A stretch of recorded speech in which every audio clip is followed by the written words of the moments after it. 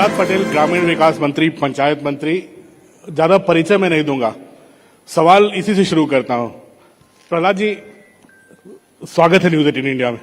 अमिताभ जी, बहुत धन्यवाद आपका। प्रहलाद जी, शुरुआत करूंगा। दिल्ली की राजनीति आपने बहुत दिन की, भोपाल आ गए आप, 2 साल से भोपाल में हैं, यहां भी आप ही काफी काम कर रहे हैं, नाम बना रहे हैं। हम लोग दिल्ली में बहुत आपको मिस करते हैं, क्या आप दिल्ली को मिस करते हैं अब? दिल्ली ने मुझे राजनीतिक शुरुआत दी है तो दिल्ली को भूल पाना कठिन है, लेकिन मध्य प्रदेश में मैं कभी सदस्य नहीं रहा, पहली बार विधानसभा का सदस्य हूं। तो जहां से आपने राजनीति शुरू की जिस जमीन पर, वहां पर काम करने का एक अलग आनंद है। और मिस करने जैसी बात, तो ये बात सच है कि दिल्ली को नहीं भूला जा सकता, क्योंकि वो दौर ऐसे हैं कि जहां से अटल जी की सरकार देखी हो, तमाम जितने राजनीतिक मोड़ हैं वो आपने दिल्ली में देखे हैं, तो आप उसे भूल नहीं सकते, इसमें कोई दो मत नहीं। लेकिन अटल जी कहते थे कि ये दिल्ली माया नगरी है, यहाँ सोच समझ कर रहना चाहिए। तो मैं उनका पट्टा हूँ, तो स्वाभाविक है कि दिल्ली से वैसा लगाव तो हमने कभी रखा नहीं, लेकिन दिल्ली को भूला नहीं जा सकता। प्रहलाद जी, आपने कहा अटल जी के पट्टे, अटल जी के समय आप मंत्री रहे, सांसद रहे, आप मोदी जी की सरकार में भी मंत्री रहे, सांसद रहे, अब राज्य में आ गए हैं, मोहन यादव जी के साथ काम कर रहे हैं। ये नहीं पूछूंगा तीनों में क्या फर्क था, संगठन एक ही है। कितना अंतर है दिल्ली में काम करना और यहाँ काम करना? अड़चने ज्यादा हैं जमीन पर लाने में, जो फैसले होते हैं सरकार के? दिल्ली में पैसा आप देते हैं और आप खाली यूसी देखते हैं राज्य सरकार की कि कितना यूटिलाइजेशन सर्टिफिकेट आपको मिला है। जब आप राज्य की राजनीति में होते हैं तो अकाउंटेबल होते हैं, ये खर्च हुआ या नहीं हुआ, आपको स्वयं को खर्च करना है, ये फर्क है। दूसरा, राज्य की राजनीति में जो नीतियां आप बनाते हैं प्रायः केंद्र की नीतियों के आधार पर बनाते हैं, क्योंकि सामान्यतः आपके दोनों जगह की सरकारें एक ही विचारधारा की सरकारें हैं, तो एजेंडा भी लगभग कमोबेश एक होता है, ये हमारा अनुभव है। तो ऐसी स्थिति में यहाँ पर बहुत कठिनाई नहीं होती है, लेकिन जमीन पर काम हुआ या नहीं हुआ, ये देखने के मौके राज्य में मिलते हैं। और मैं इसलिए भी खुश हूं कि राज्य में जब मैं आया तो मैं लगभग 117 नदियों के उद्गम पर होकर आया। शायद मैं मध्य प्रदेश लौटकर नहीं आता तो इस जन्म में ये अच्छा काम नहीं कर पाता। तो कई बार परिस्थितियां जो बदलती हैं वो वरदान बनती हैं, जिसका एक प्रमाण है। हम लोग तो दिल्ली में बात करते हैं कि हम लोग जो दिल्ली के पार्कों में घूमते हैं, अगर सुबह में मॉर्निंग वॉक करते हैं, आप वैसा मॉर्निंग वॉक पूरी नर्मदा के चक्कर ही लगा लेते हैं। अभी आपने बताया 117 नदियों के उद्गम तक होकर आए हैं आप, सबका जल आपके घर में है। क्या इसका आपकी इन यात्राओं से इन स्थानों में कोई परिवर्तन हुआ है क्या जाने से? सुनने में आया कि आपने नरसिंहपुर में भी शिंगड़ी नदी को आपने जिंदा कर दिया। नहीं, मुझे लगता है कि जब मैं परिक्रमा में था अपने गुरुदेव के साथ, होता क्या है कि मुझे भी जागने में 30 साल लग गए। तो मैं 94 के आसपास नर्मदा परिक्रमा में गया था, तो एक सूखी नदी नर्मदा जी में मिल रही थी।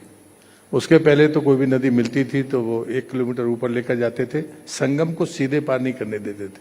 गुरु आज्ञा मानकर कभी बुद्धि नहीं लगाई, लेकिन एक दिन एक सूखी नदी जुड़ रही थी तो मुझे लगा कि हम परेशान थे उस दिन, एकादशी थी, व्रत था, सभी लोग परेशान थे।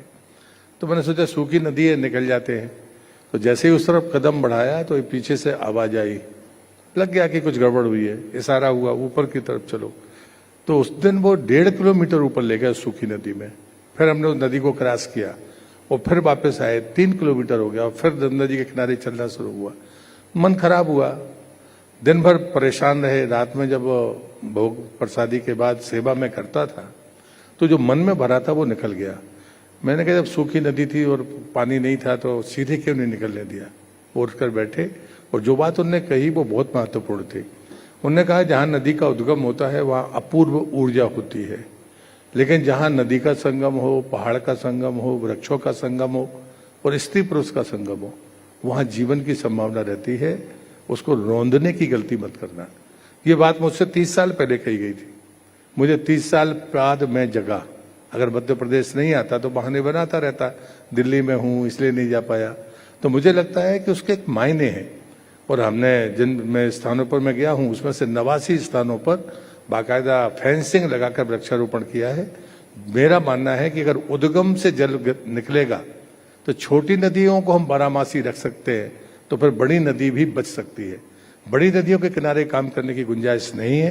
मैं नर्मदा का उदाहरण देता हूं, यदि छोटी नदियां बारहमासी होंगी तब नर्मदा बारहमासी होगी, वरना नर्मदा को बचपन में जहां हमने देखा है, आज की हालत में वो चिंताजनक हालत है, ये मैं कह सकता हूं।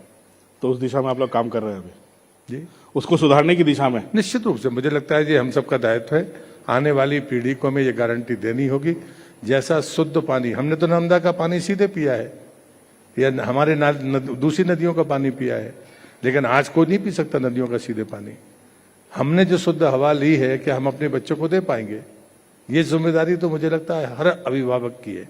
मैं अभिभावक कह रहा हूं, उसमें कोई कैटेगरी नहीं होती। हम सबकी जिम्मेदारी है कि जैसा पानी हमने पिया है क्या हम अपने बच्चों को दे पाएंगे, जैसी शुद्ध हवा हमने ली है क्या हम बच्चों को दे पाएंगे, जैसे हमने जंगल, हरे भरे जंगल और पर्यावरणीय स्वरूप देखा है क्या बच्चे देख पाएंगे? ये चुनौती है। प्रहलाद जी, एक बड़ी आजकल जो समस्या खड़ी हुई है जो बीजेपी के लिए और दिल्ली में बार बार उठ रही है, वो जेन जी की बात हो रही है। ऐसा नैरेटिव बनाने की कोशिश हो रही है कि एक बहुत बड़े ब्रांड थे प्रधानमंत्री मोदी और बीजेपी सरकार जो चल रही थी, उस पे जेन जी ने बहुत बड़ा डेंट किया है। क्या इसके पीछे जो अराजक तत्व थे आप उनको दोषी मानते हो, या जेन्युइनली बीजेपी के कार्यकर्ता को लगता है कि हमें युवाओं के लिए और भी चीजें करनी पड़ेंगी? नहीं, मैं किसी को दोषी नहीं मानता। मैं छात्र राजनीति से आया हुआ व्यक्ति हूं। मैं अभी भी मानता हूं भारतीय लोकतंत्र में छात्र संघ के चुनाव होने चाहिए। जब मैं 18 साल का था तब मैं कैसे जानता था कि ये वामपंथ है, ये समाजवाद है, ये हमारा एकात्मानववाद है? हमने जेल में पढ़ा है। तो जेल के आंदोलन हम अपराधी में और किसी सक्रिय छात्र नेता के बीच फर्क कर सकते हैं, और उस दौर में जब आप इन कामों को नहीं करेंगे तो मुझे लगता है कि गुस्सा किसी भी प्रकार का हो, कभी भी वो कहीं भी प्रकट होगा तो एक साथ में होगा। और इसलिए मुझे लगता है कि देश के लोकतंत्र की जरूरत ये है कि हमें नौजवानों को, चाहे वो किसी भी रास्ते पर हो, विचारधारा के लिए सभी स्वतंत्र है। मेरे घर में जो मेरे पिताजी या बाकी लोग मानते थे, मैंने उन बातों को नहीं माना। ये बदलाव स्वाभाविक है। अगर तकनीक बदल रही है तो लोगों के, नौजवान के मन का भी बदलेगा। आज परिस्थितियां बदल रही हैं। हमने तो कभी कंप्यूटर की कल्पना नहीं की थी, लेकिन आज दुनिया कितनी बदल गई। आप किसी भी व्यक्ति को उतने लंबे समय तक बांध कर नहीं रख सकते। हम लोगों ने पैदल यात्रा करके राजनीति में सरकारों का विरोध किया और अपने पक्ष में जन समर्थन इकट्ठा किया, लेकिन आज किसी आप नौजवान से कहिए कि वो 50 किलोमीटर चलेगा क्या? उसका चलने में विश्वास नहीं है, उसका विश्वास तकनीक पर है, उसका विश्वास अन्य साधनों पर है। तो आपको लगता है कि कहीं बीजेपी उस तकनीक के मामले में पीछे थोड़ी पिछड़ गई है, जो वो लोग बाजी मार कर ले गए? नहीं, मुझे नहीं लगता। मुझे लगता है कि हमें नौजवानों के इस परिवर्तन को सकारात्मक तरीके से देखना चाहिए।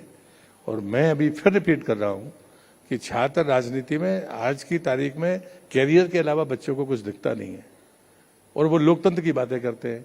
अगर लोकतांत्रिक व्यवस्था को समझना है तो उसके छात्र जीवन में वो लोकतांत्रिक भावनाओं से रूबरू हो, उसका सामना करे, उसमें भागीदारी करे। ये मेरी व्यक्ति की अपेक्षा है एक छात्र नेता होने के नाते जो आज सार्वजनिक जीवन में काम कर रहा है। तो मुझे लगता है कि कभी दुविधा नहीं होगी किसी नौजवान के मन में। जिसको पढ़ना होता था वो तब भी पढ़ता था, जिसको राजनीति करना होती थी वो राजनीति करता था, जिसको खेलना होता था वो खेलता था, लेकिन अपना वोट करने जाते समय 10 प्रकार की बातें सुनता था, समझता था और वोट देता था। आंख बंद करके वोट नहीं देता है नौजवान।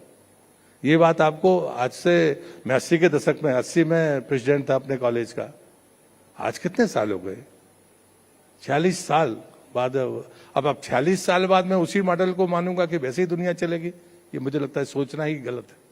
तो क्या बदलाव होना चाहिए? नहीं, बदलाव नहीं। सरकार ठीक दिशा में काम कर रही है और मुझे लगता है कि यही सकारात्मक तरीका है नौजवानों से बात करने का।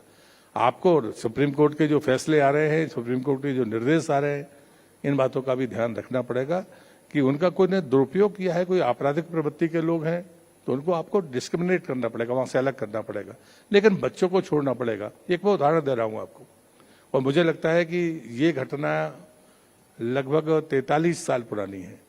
हमारे यहाँ पर एक बार बड़ा संघर्ष हुआ और मैं नाम ले रहा हूं, अब वो चूंकि अधिकारी नहीं है, रिटायर हो गए, मिस्टर धसवाना, उस समय एक आईपीएस ऑफिसर थे। गोलियां चली, वहां जबलपुर में वो हथगोले चलते थे, वहां का लोकल वो होता था, छर्रे लगे, सब कुछ हुआ। उस आदमी ने बहुत पिटाई की छात्रों की, लेकिन किसी पर मुकदमा नहीं बनाया। लेकिन जो क्रिमिनल्स थे उनको किसी को नहीं बख्शा, सारे मुकदमे उस क्रिमिनल्स पर बनाए। लेकिन जो छात्र उस गलती में शामिल थे, उन सब की इतनी पिटाई करने के बाद भी किसी पर एक भी गलत धारा नहीं लगाई। जब बाद में जमानत की बात आई तो उसने शर्त रखी, मैं उस समय गोटेगांव वापस आ गया था, कि अगर वो जमानत लेंगे तो मैं छोड़ दूंगा। तो मुझ तक खबर आई, बच्चे भी आए, हम जमानत के लिए गए, तो उसने कहा कि सर मैं बात करना चाहता हूँ। उसने कहा कि सर ये गलत रास्ते पर थे, पर मैंने इनको गुंडा नहीं बनाना है, मुझे ये छात्र हैं, कृपया करके आप भी इनको समझाइए। तो ये जो बड़ा मन है, ये बड़ा मन उस अधिकारी ने रखा था, तो वो बच्चे बाद में सारे अच्छी नौकरियों पर गए। अगर वो अधिकारी इतना बड़ा मन नहीं रखता तो सारे के सारे मुकदमे के कारण अपनी जिंदगी खत्म कर चुके होते।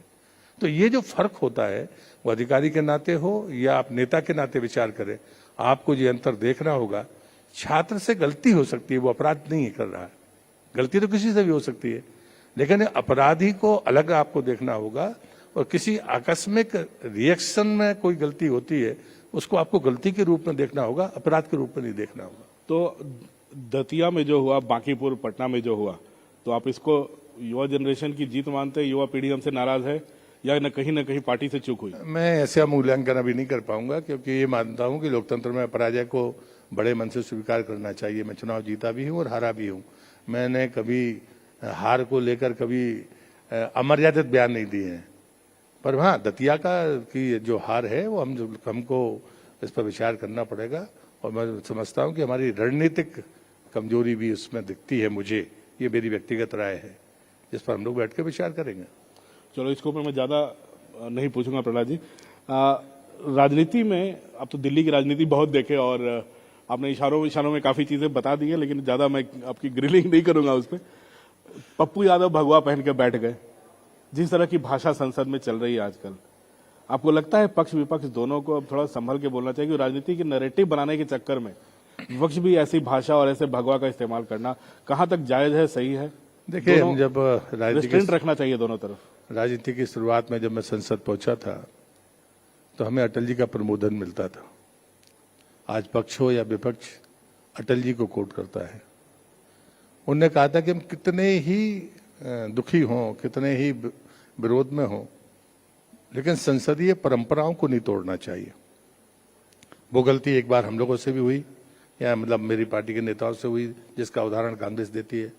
अन्यथा सदैव अटल जी के रहते तक भारतीय जनसंघ हो या भारतीय जनता पार्टी का सांसद कभी बेल में नहीं जा सका।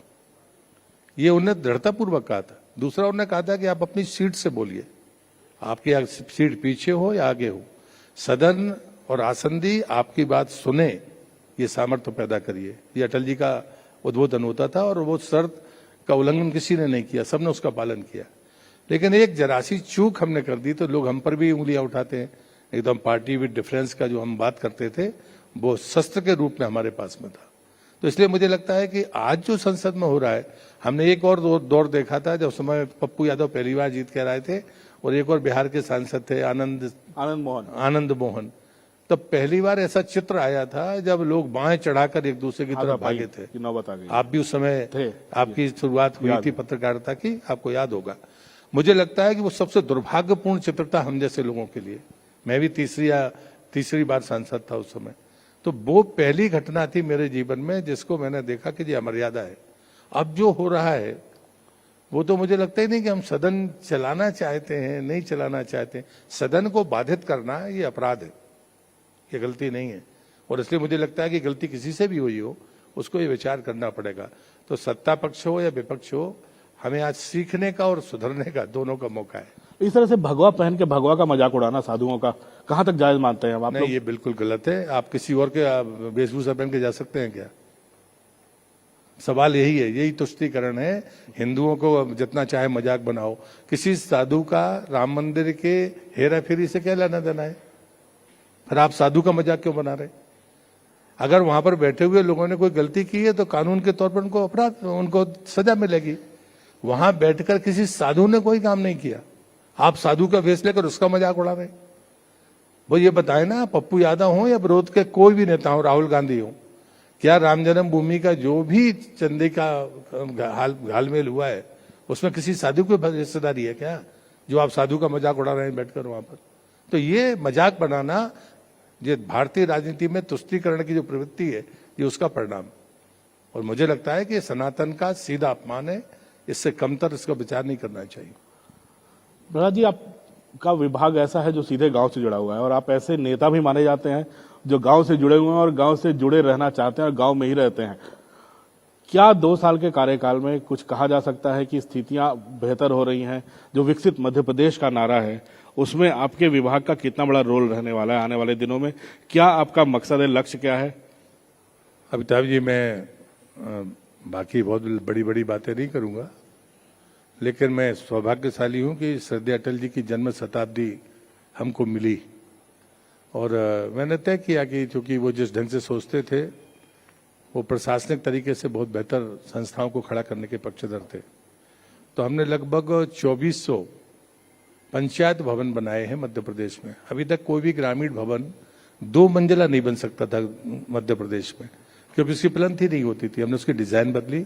अब जो पंचायत भवन बने हैं वो 3 मंजिला जा सकते हैं, क्योंकि आने वाले 25 साल के बाद आपके पास जमीन नहीं होगी, तो अगर कोई जरूरतें होंगी तो आपको बिल्डिंग के ऊपर जाना पड़ेगा। मध्य प्रदेश ने एक नियम बना दिया कि साहब स्कूल में, सरकारी जगह पर आप कोई शादी विवाह वो नहीं कर सकते। सामुदायिक भवन हमने दिए हैं 25 लाख और 50 लाख के। उसमें शादी विवाह भी हो सकता है, उसमें धार्मिक कार्यक्रम भी हो सकते हैं, उसमें खेलकूद के कार्यक्रम भी हो सकते हैं। इस डिजाइन का है। 3 कमरे हैं, डाइस है, बाकी चीजें हैं। तीसरा, हमारे यहाँ पर 230 ब्लॉक है, 106 जनपद भवन दिए हमने 5.25 करोड़ के। वो भी सेम उसमें वाटर रिचार्जिंग सिस्टम होना चाहिए, आधे एकड़ में जंगल होना चाहिए, बगीचा नहीं जंगल, और ये बाकायदा सब तकनीक से होना चाहिए। और सबका नाम अटल जी के नाम पर दिया है। पंचायत का नाम अटल ग्राम सेवा सदन, जो प्रधानमंत्री जी ने दिया। जनपद का नाम अटल सुशासन भवन। और जिले में 5 जिले में हमने जो 4 नए जिले बने और एक दतिया, वहां पर जिला पंचायत के भवन दिए हैं, वो 10 करोड़ के है। उसमें भी अटल जी का नाम है, जिला अटल सुशासन भवन। ऐसे 5200 स्ट्रक्चर हमने बनाए हैं। दूसरा, प्रधानमंत्री सड़क है, गुणवत्ता में मध्य प्रदेश नंबर 1 पर है। जहां पर पुरानी सड़कों का रिनोवेशन है, उसमें हमको देश में नंबर 1 पर मिला है। फिर हमने लगभग 91,000 सड़क का निर्माण किया है लंबाई में, और 1672 पुल पुलिये बनाए हैं, उसमें हम नंबर 1 पर हैं। 3 चीजों पर हम नंबर 1 पर हैं। पर बाद में एक हैबिटेशन की समस्या थी कि आप कैसे हैबिटेशन मानते हो। 500 की आबादी तक तो प्रधानमंत्री सड़क जोड़ देगी। तो मध्य प्रदेश ने एक परिभाषा तय की है, जहां 100 व्यक्ति रहते हों, 20 मकान हों, या फिर 6000 वर्ग मीटर में घर बने हों, हम उन्हें हैबिटेशन मानेंगे और उनको सड़क से अपनी तरफ से जोड़ेंगे। तो मुझे लगता है कि ये ऐसे काम है, अजीब का मिशन है। अजीब का मिशन की बहुत सारी चर्चाएं होती हैं। 17 लाख हमारे यहाँ पर लखपति दीदी है, लेकिन हमारे यहाँ कंपनियां बनी हुई हैं 51 के आसपास। तो उन कंपनियों में वो महिलाएं अपना काम कर रही हैं, गाड़ियां चला रही हैं, बाकी चीजें, ये जो नए प्रयोग हो सकते हैं महिलाओं के, वो यहाँ पर हैं। तो मुझे लगता है कि विभाग में काम की कमी नहीं है, काम पर्याप्त मात्रा में हुए है। और मैंने कुछ कामों पर रोक लगाई थी, जैसे वृक्षारोपण पर रोक लगाई थी। मैंने कहा था जब तक फेंसिंग ना हो, पानी का प्रबंध ना हो, पौधे नहीं लग सकते। और इसलिए मैं गर्व के साथ कहता हूं, 2.5 साल में इलेक्ट्रॉनिक मीडिया हो या प्रिंट मीडिया हो, एक भी समाचार नहीं छपा कि पौधे सूख गए। और हमने लगभग 128 जगह पर नर्मदा के किनारे जगह खाली कराकर वहां पर पौधारोपण किया। जो नदी के उद्गम नवासी थे, वहां पर पौधारोपण किया। आश्रय स्थल बनाए हैं परिक्रमावासियों के लिए। तो मुझे लगता है कि ग्रामीण क्षेत्र की जो अब अर्थव्यवस्था है, वो कैसे सुदृढ़ होगी, इस पर बहुत गंभीरता से काम हुआ है। बार बार ये बात हो रही है कि सरकार दावा कर रही है मध्य प्रदेश की कि रोजगार के अवसर बढ़े हैं, ग्रामीण क्षेत्रों में भी बढ़े हैं, लेकिन विंध्य हो, चाहे बुंदेलखंड हो, आदिवासी इलाके, वहां से पलायन बढ़ा है, लोग बड़ी संख्या में बाहर जाकर काम कर रहे हैं। तो प्रहलाद जी, एक सवाल उठता है कि स्थानीय स्तर पे कब तक सुधरेगा और क्या जी राम जी का असर आने वाले दिनों में पड़ने वाला है क्या? नहीं, मुझे लगता है दोनों बातों को अलग अलग करके देखना होगा। जब हम जी राम जी की बात करते हैं तो मैंने विधानसभा के भीतर भी कहा और विधानसभा के बाहर भी कहा, क्या वास्तव में मजदूर को मजदूरी नहीं मिल रही? ये बड़ा प्रश्न है। फैक्ट्रियों के सामने बोर्ड लगे हुए हैं कि हमको मजदूर नहीं मिल रहे हैं। सरपंच कहता है कि हमारे पास में मजदूर काम करने के लिए नहीं है। समाचार छपते हैं कि सरपंच मशीनों से काम करा रहा है। ये बात मैंने विधानसभा के भीतर कही है और साथ में विधानसभा में मैंने ये बात कही जहां पर पत्रकार मित्र भी थे और विधायक भी थे। मैंने कहा 57 लाख जॉब कार्डधारी है मध्य प्रदेश में पंजीकृत, जिसमें लगभग 36 लाख या 37 लाख बहुत सक्रिय है जिनने कभी न कभी काम किया है। मैंने कहा आज तक के भी किसी के पास कोई जॉब कार्डधारी आया हो विधायक के पास या पत्रकार के पास कि साहब मेरे पास जॉब कार्ड है और मुझे काम नहीं मिला, तो मैंने कहा मैं तैयार हूं। तो मुझे लगता है कि इससे सच्चाई से रूबरू होना होगा। लोग श्रम से दूर जा रहे हैं। क्या वो श्रम करना चाहते हैं? अब तो जी राम जी में है कि यदि आपने कार्ड बताया, आपको अगर नहीं मिला रोजगार तो आपको भत्ता मिलेगा, तो आप भत्ता ले लीजिए। सच्चाई ये है कि क्या वास्तव में मजदूरों को काम चाहिए? आदिवासी क्षेत्रों को छोड़कर कुछ कम क्षेत्र ऐसे होंगे जहां पर मनरेगा के काम में लोग मजदूर जाते थे या जी राम जी का काम मांग रहे हैं, या पर जिसका प्रधानमंत्री आवास बन रहा है वो जरूर मजदूरी करता है कि वो अपने खुद के मकान बनाने में। तो ये सच्चाई, जमीनी सच्चाई ये है। और इसलिए जो पलायन की बातें होती है, इन पलायन की भाषा से मैं इसलिए सहमत नहीं हूं। मैं बॉर्डर में बालाघाट से सांसद रहा हूं, मैंने छिंदवाड़ा से चुनाव लड़ा है, मैंने सिवनी से चुनाव लड़ा है, मैंने बुंदेलखंड के दमोह से चुनाव लड़ा है। लोग अगर अच्छे वेतन के लिए जाते हैं और कुछ काम करने जाते हैं, आप उसे पलायन नहीं कर सकते। दूसरा, जो काम वो अपने गांव में नहीं करना चाहता वो गांव के बाहर वो काम कर लेता है, लेकिन गांव में करना नहीं चाहता। तो मुझे लगता है इन बातों को भी हमें एड्रेस करना पड़ेगा। तो सबसे बड़ी चुनौती क्या आ रही है आपके सामने कि अधिकारी इंप्लीमेंट नहीं कर पा रहे हैं, योजनाओं का इंप्लीमेंटेशन कहीं रुक रहा है? क्या कुछ अड़चन आ रही है क्या आपको? आपने दिल्ली का काम भी देखा और यहाँ का काम भी देखा है, बहुत स्थानीय लेवल पे अड़चने आ रही हैं? नहीं, अड़चने तो मैं नहीं कह सकता, लेकिन वर्क कल्चर का फर्क है, इतना कहना मेरे ख्याल से पर्याप्त है। वर्क कल्चर का अंतर तो है, तो उसे डील करने में मुश्किल आती है? नहीं, मेरे जैसे व्यक्ति को कहीं तकलीफ नहीं है। पंचायत नगर निगम के चुनाव आने वाले हैं, पंचायत के चुनाव भी पंचायत के चुनाव का मैं पक्षधर हूं। मैंने सरेआम बिल्कुल खुलेआम कहा है कि समय पर होंगे और बिल्कुल जैसे जनता चाहती वैसे ही चुनाव होंगे। मैं पंचायत की बात कर रहा हूं, मैं उस कमेटी का अध्यक्ष भी बनाया गया हूं और मैंने सरकार को कहा है कि पंचायत के चुनाव समय पर होंगे और चुनाव होने पंचायत चाहिए। के चुनाव होंगे तो हमने परिसीमन की प्रक्रिया शुरू कर दी। आपके विभाग पर तो सबकी नजर होगी क्योंकि पंचायत तो सबसे ज्यादा। देखिए, पंचायत के चुनाव, मैं फिर वही बात कह रहा हूँ, ऐसी गलती किसी को नहीं करनी चाहिए। चुनाव तो होने देने चाहिए और हमने परिसीमन की प्रक्रिया प्रारंभ कर दी है पंचायत की, और मेरी इच्छा है कि समय पर पंचायत के चुनाव हो, चुनाव को होने देना चाहिए, इसकी कोई चिंता नहीं करनी चाहिए। और आप विश्वास करिए, जनता सरकार और भारतीय जनता पार्टी के पक्ष में होगी। अब वक्त धीरे धीरे बीत रहा है, लेकिन एक दो छोटे सवाल। एक आपके बारे में रिसर्च करा तो पता चला कि अर्जुन सिंह जी के समय आपको डीएसपी बनने का ऑफर आया था, क्या क्यों ठुकरा दिया एक पढ़े लिखे जवान के लिए? देखिए, उस समय मैं पढ़ने में तो ठीक था ही, इसमें कोई दो मत नहीं। और उस बैच में मेरे मित्र मनोहर दुबे अब रिटायर हो गए, वो पीएससी के टॉपर थे। हम दोनों पहली क्लास में साथ पढ़े थे और कॉलेज में भी, साइंस कॉलेज में साथ में थे। लेकिन जब ये रिटर्न में हमने पास किया था, उस समय डीएसपी, पहले डिप्टी कलेक्टर, दूसरे नंबर पर डीएसपी, फिर नीचे ऐसे पीएससी का सिस्टम था। तो स्वाभाविक हमने डीएसपी के लिए भरा था। लेकिन आपको सुन के खराब लगेगा कि उस समय मुझ पर मुकदमे कितने थे। जिस समय मैंने रिटर्न पास किया उस समय शायद मेरे ऊपर 36 मुकदमे थे, छात्र जीवन वाले। हाँ, तो मैंने कहा था कि मैं सरकार से लड़ूंगा, रिक्शा चलाऊंगा, लेकिन सरकार की नौकरी नहीं करूंगा। तब तो पता भी नहीं था कि पार्षद बन पाएंगे जिंदगी में। मैं जिस गांव का रहने वाला हूं, वहां 77 में भी कांग्रेस जीती है, तो वहां तो मैं पार्षद भी नहीं बन सकता था। लेकिन वो एक जिद थी सबके मन में कि नहीं, इस सरकार से लड़ना है, जिसने इतना अन्याय किया हमारे साथ, तो नौकरी नहीं करेंगे, चाहे रिक्शा चलाएंगे। और अमिताभ जी, पता नहीं कितने लोगों को पता है, मुझे रिक्शा चलाना आता है। हमने रिक्शा चलाया 5 लोगों ने और तय किया कि रात में रिक्शा चलाएंगे, लेकिन इस सरकार के खिलाफ लड़ेंगे। आपने रिक्शा रेडी वालों को पूरा आज रामलीला भी आपने रामलीला मैदान भर दिया। आप बिल्कुल बाहर रिक्शा दीजिए, मैं रिक्शा चला लूंगा। मतलब ये लोगों को नहीं पता, लेकिन मैंने कहा था कि मेरे पिताजी की प्रतिष्ठा जहां तक है ये काम मैं नहीं करूंगा। हम कोयला के खदान में मजदूर की तरह इन्फेंट्री होती थी जिसको 3 गुना पैसा मिलता था। हम 5 लोग मजदूरी करने के लिए गए। एक सीजीएम थे सेनगुप्ता, उन्होंने हम लोग को वापस किया और बाद में जब मैं कोल मिनिस्टर बना तो मैं उसी खदान के भीतर गया और उस बंगले को पहचाना मैंने। यहाँ कोई जेंटलमैन थे जिनने हमको वापस किया था।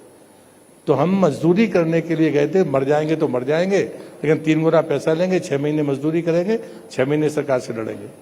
तो नियति क्या कराएगी इसकी कोई गारंटी नहीं है। तो नियति पर ही एक सवाल, नियति। आखिरी सवाल मेरा आज का आखिरी सवाल। बड़ी बात हो रही है कि जनरेशनल शिफ्ट की बात होती है, तो नरोत्तम मिश्रा जी को दतिया से टिकट उनका कटा, क्या आपको ही मुक्त करने की बात होती है क्या?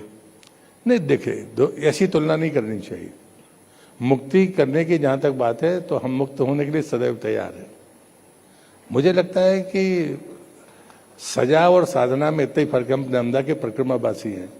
सजा हो जेल में अकेले पड़े रहो, रोटी बना के खाते रहो, नर्मदा की परिक्रमा में जाओ तो अकेले रहते हो, परिवार से दूर रहते हो, खुद बनाकर खाते हो। फर्क इतना है, वो मजबूरी है इसलिए सजा है, ये मर्जी है तो परिक्रमा है।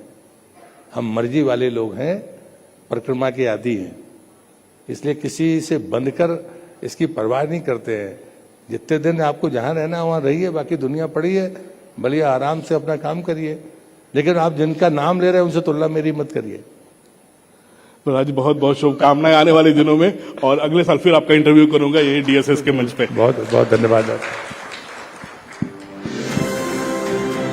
आप देख रहे हैं देश का number 1 Hindi news channel news 18 India, और मंच सजा